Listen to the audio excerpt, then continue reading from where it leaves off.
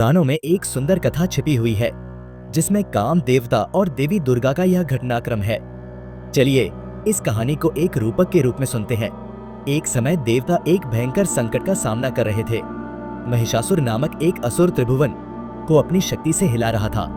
देवताओं ने उसे पराजित करने के लिए शिव, विष्णु और ब्रह्मा समेत सभी देवताओं की सहायता मांगी।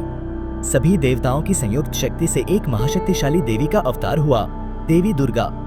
लेकिन तब भी देवी को पूरी तरह से जागृत करने के लिए कुछ और आवश्यकता थी। देवताओं को लगा कि देवी दुर्गा में अंतर्निहित शक्ति का संचार करने के लिए कुछ और करना पड़ेगा। इसके लिए उन्हें काम या प्रेम की एक ज्योति की आवश्यकता थी। तब शिव के परामर्श से काम देव आगे बढ़े। वे जानते थे कि यह कार्य अत्यंत कठिन है क्योंकि देवी दुर्गा उस समय गहरी ध्यानावस्था में थी। कामदेव ने अपनी पुष्प धनुष से एक विशेष तीर छोड़ा जो प्रेम और शक्ति का प्रतीक था। वह तीर देवी दुर्गा के हृदय में लग गया। एक क्षण के लिए देवी ध्यान से बाहर आ गईं और उनके भीतर की सारी शक्ति और क्रोध एक साथ फट पड़े। लेकिन देवी का क्रोध शांत करना आसान नहीं था।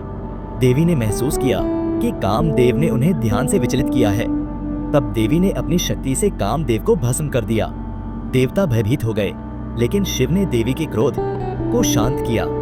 कामदेव के इस बलिदान के परिणाम स्वरूप देवी दुर्गा में पूरी शक्ति का संचार हुआ।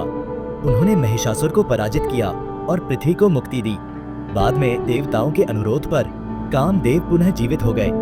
यह कथा केवल शक्ति और बलिदान की नहीं है, बल्कि यह भी सिखाती है कि कभी-कभी बड़े कल्याण के लिए व्यक्तिगत बलिदान जरूरी होता है।